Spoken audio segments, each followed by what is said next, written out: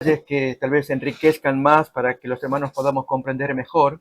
Cuando tú pones que estamos viviendo en la sexta cabeza de la bestia, recordemos que es correcto, recordemos que la bestia de Apocalipsis 17, que tiene 7 cabezas y se habla de una octava, la descripción de cada cabeza varía según algunos autores, pero lo más común que nosotros tenemos como adventistas es que la primera cabeza representa a Babilonia, la segunda a Medo-Persia, la tercera a Grecia, la cuarta a la Roma pagana, la quinta la Roma papal, y luego entonces entre la sexta y la séptima hay algunas diferencias. Pero si nos basamos en Apocalipsis 13, que luego de la bestia marítima se representa la bestia terrestre y luego la imagen de la bestia, entonces podemos decir que después de la Roma papal, cuando el texto de Apocalipsis 17 dice que eh, se había visto 5 cabezas y después de esta viene la sexta, luego la séptima, recordemos cómo decía el texto, podemos decirlo de esta manera.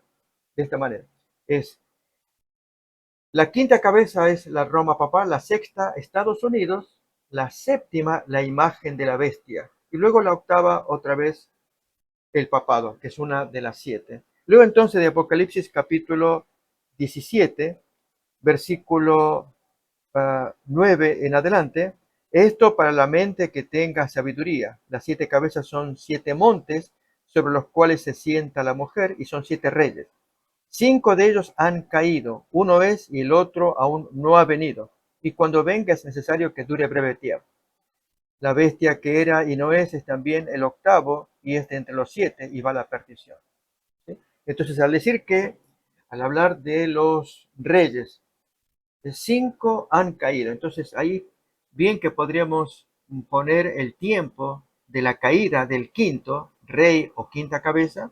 Esto es con la Roma papal en 1798. 5 han caído y quedan 2 más. Entonces, los 2 siguientes serían, como dije, Estados Unidos y luego entonces, siguiendo el cronograma de Apocalipsis 13, después de Estados Unidos, la imagen de la bestia, el terrible poder que impondrá la marca de la bestia. Por lo tanto, estamos en el sexto poder, no en el séptimo, porque todavía no se ha desarrollado, está a punto, está casi, la imagen de la bestia. Esto es la unión de Estado-Iglesia con las iglesias apóstatas y la imposición de la marca de la bestia. Esto ya correspondería a la séptima cabeza. Y luego de ello, entonces, la octava, que sería de entre las 7, y nos referimos al papado. Por lo tanto, cuando tú pones aquí es correcto, estamos viviendo en la sexta cabeza de la bestia. La etapa de la herida mortal desde 1798 hasta cuando se cure la herida mortal.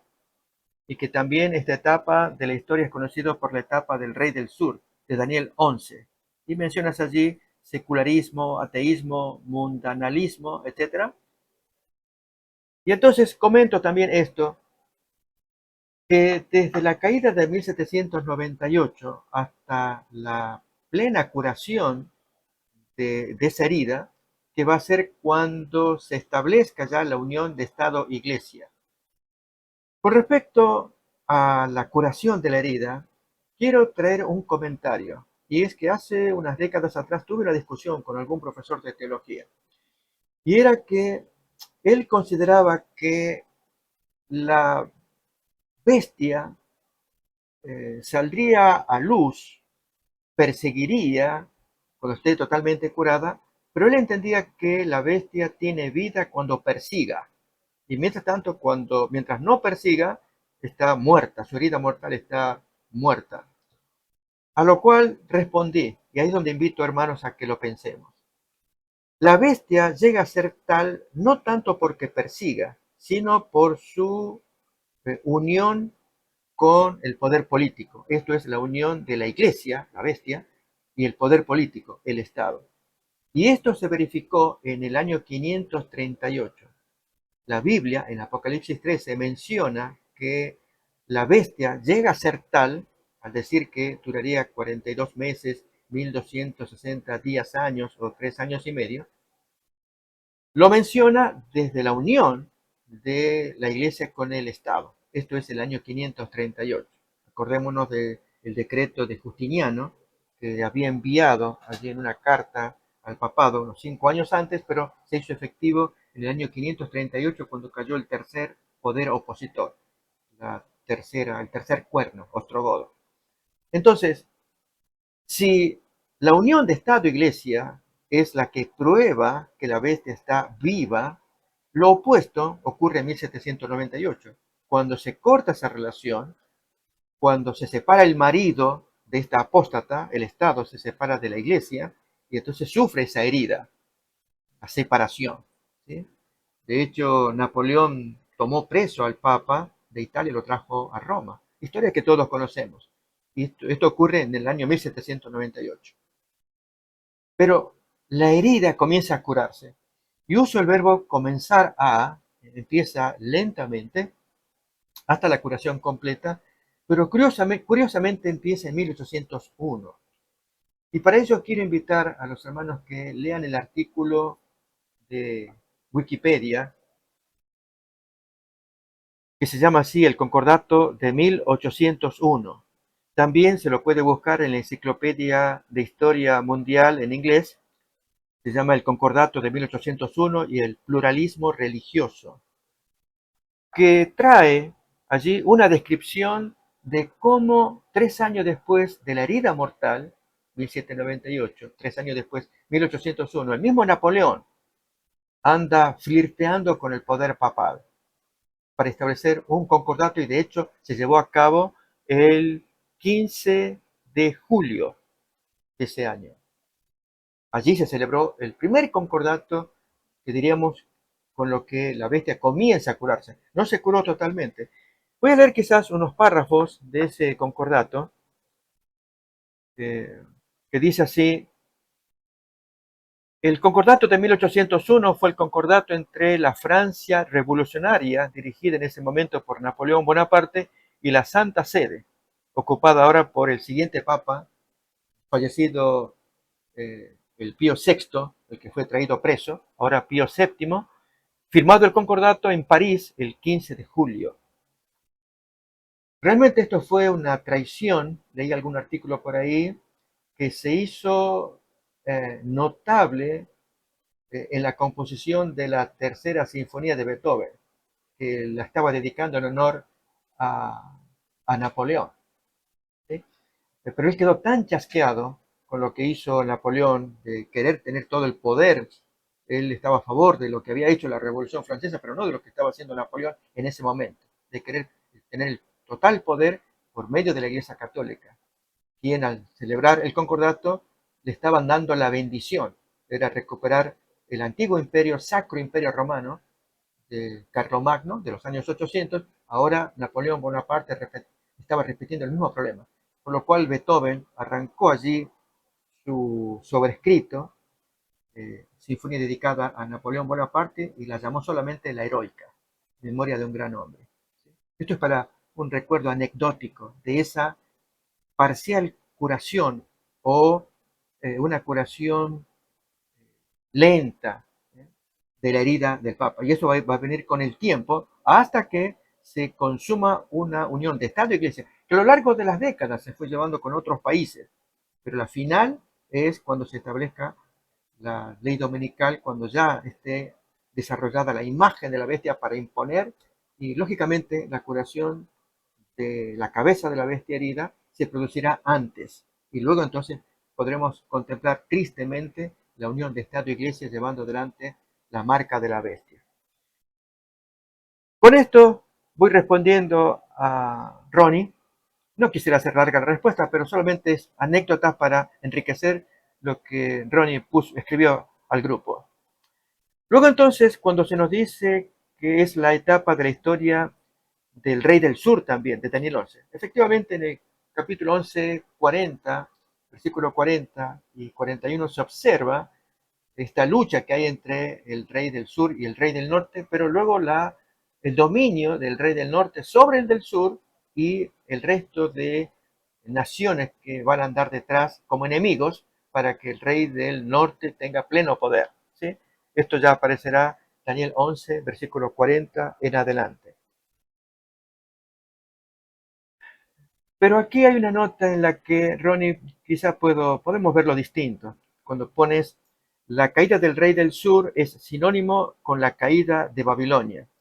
Y la nota es porque tú entiendes que la caída de Babilonia tiene que ver con una caída de tipo política o militar y no de carácter moral como lo presenta la hermana White. Porque a continuación pones una nota que dice, Babilonia tiene dos caídas. La profecía repite dos veces, ha caído Babilonia. La primera caída es antes de la marca de la bestia. El segundo ángel anuncia la caída de Babilonia antes de que el tercer ángel anuncie la marca de la bestia. Eso es correcto. Pero, eh, ¿qué es esto de que cayó o ha caído Babilonia y el mensaje del segundo ángel? Yo voy a invitar a que miremos esta caída moral en una cita de Elena White que aparece en el conflicto de los siglos.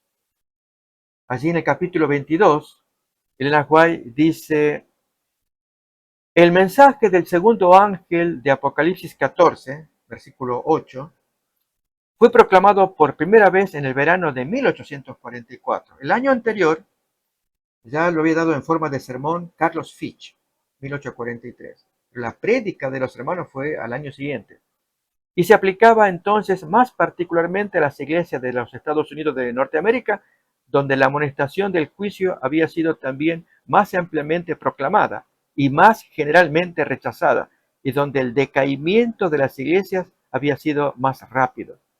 Pero el mensaje del segundo ángel no alcanzó su cumplimiento total en 1844.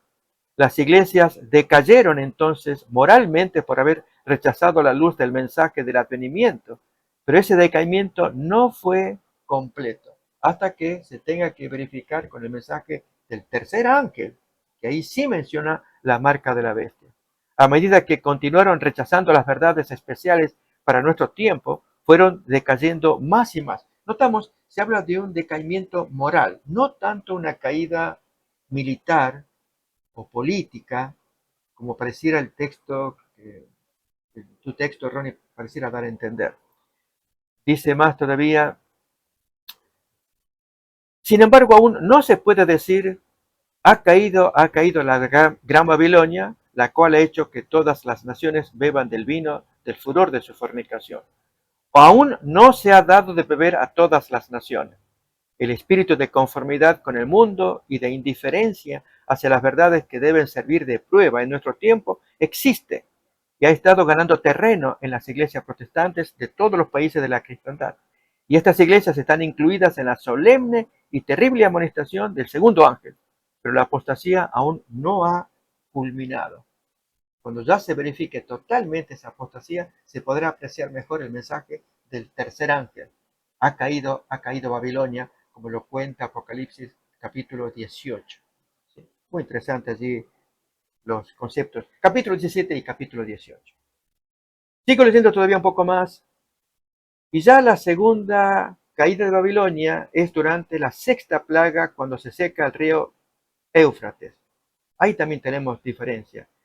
¿Por qué? El argumento que se usa es porque la caída de Babilonia es cuando el rey del norte pierde su poder y la gente va tras los líderes religiosos y políticos que engañaron al pueblo, y en la cual nos cuenta efectivamente que multitudes se vuelven contra sus pastores para que se cumpla aquella cita que aparece en Apocalipsis, que devoraron su carne y la quemaron con fuego.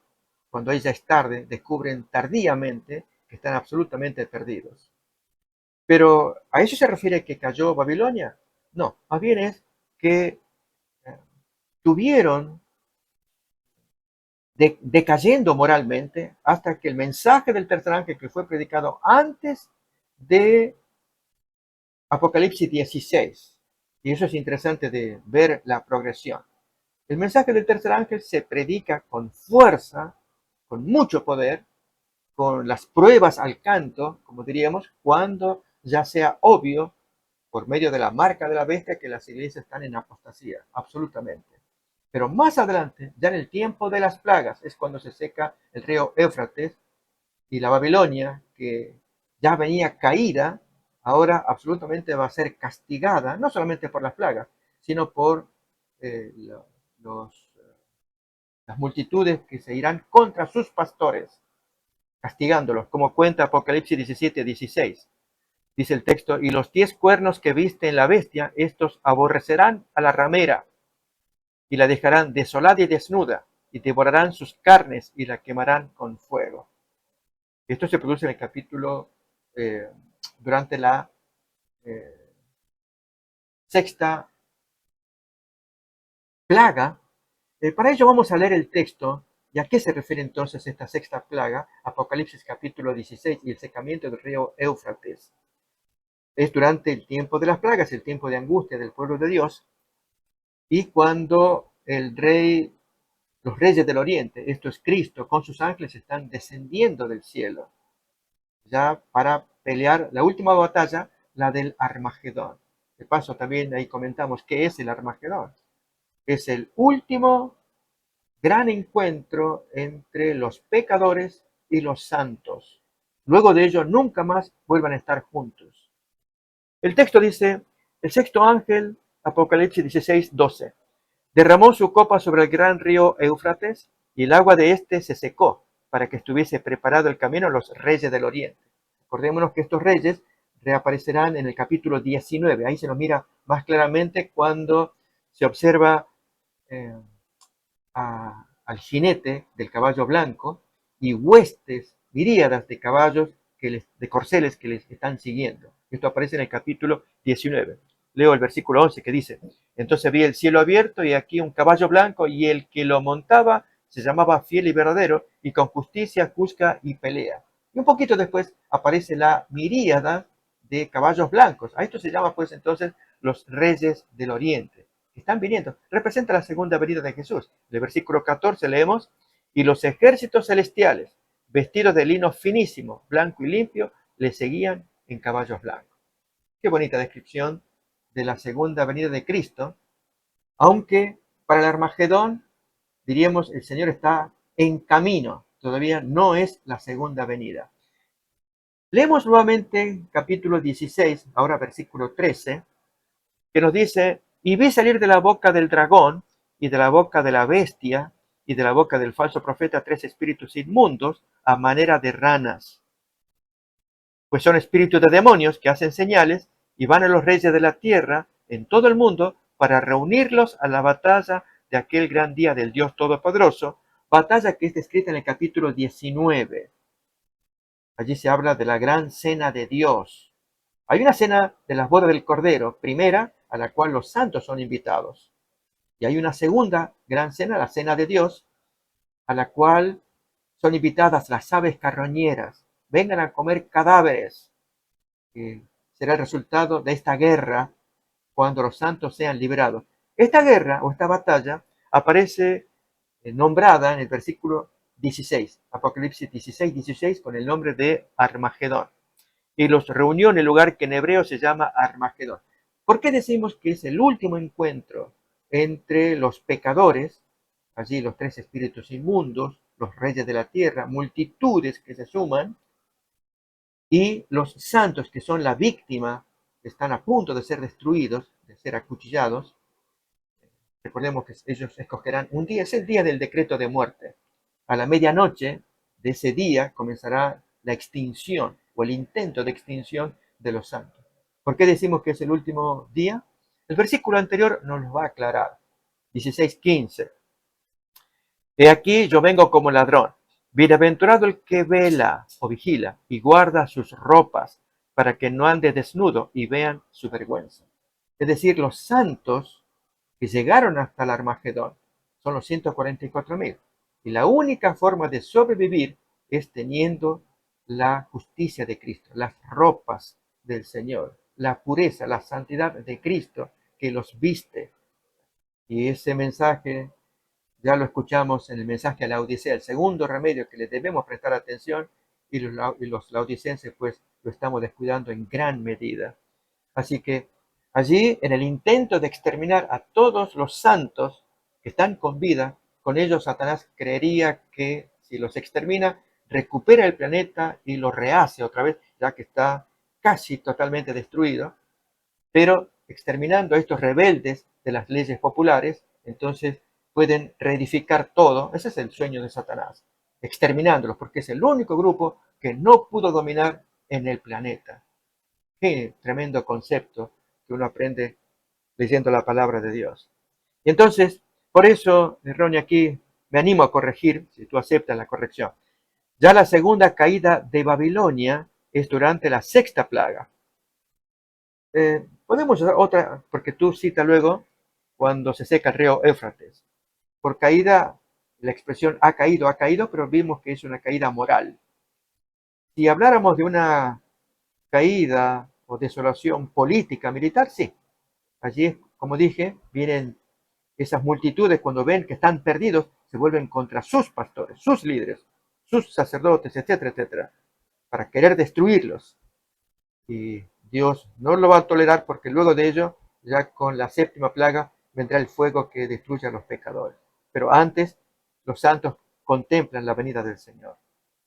Sigue más todavía la primera caída de Babilonia, secularismo, materialismo, separación de iglesia y Estado. Si acá podemos decir que la primera caída es que se separa la iglesia y el Estado. Efectivamente, Napoleón separó esto en 1798. Allí cae militar o políticamente Babilonia. Es correcto eso. Pero moralmente ya se anuncia el mensaje en 1844, en el verano, según la cita de Elena White. La caída moral, que es a donde más se intenta apuntar. Y la segunda caída moral la predica el mensaje del tercer ángel con las leyes populares que se imponen ya en los días finales. Nos referimos a la marca de la bestia. Luego dice, cuando el rey del sur es derribado y el rey del norte cobra su poder. Bien, el rey del norte, de acuerdo a Daniel capítulo 11, 40 en adelante, allí va a asolar todo, excepto al pueblo de Dios, como se ve en los versículos 44 y 45. Un tema fascinante de estudiar, la parte final de Daniel 11, 40 al 45, y a continuación el advenimiento del arcángel Miguel, que es tiempo de angustia para los santos, terrible tiempo. Esto tiene que ver con Apocalipsis capítulo 16, la caída de las plagas y el Armagedón que acabamos de describir. ¿Sí? Entonces, dice luego, y la segunda caída de Babilonia es cuando el rey del norte también pierde su poder y la gente va tras los líderes religiosos y políticos que engañaron al pueblo. Ronnie, gracias por participar en el debate, al mandar tu texto. Solamente lo único que hago es corregir.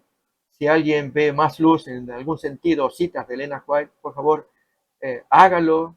Sintámonos libres en este foro, libres para escribir.